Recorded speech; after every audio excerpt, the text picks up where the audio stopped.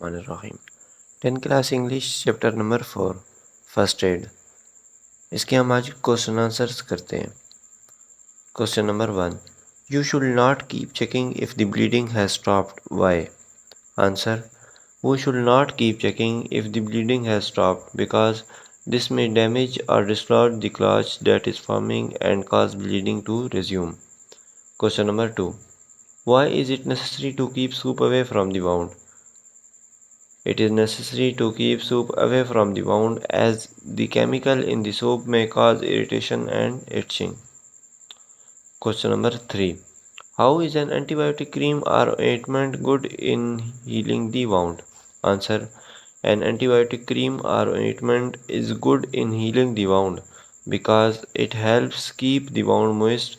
They can help body's natural healing process work fast.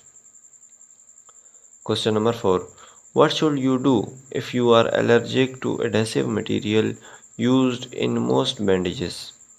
Answer, if you are allergic to adhesive material used in most bandages, switch to adhesive-free dressing or sterile gauze held in place with paper tape, gauze roll or loosely applied elastic bandages.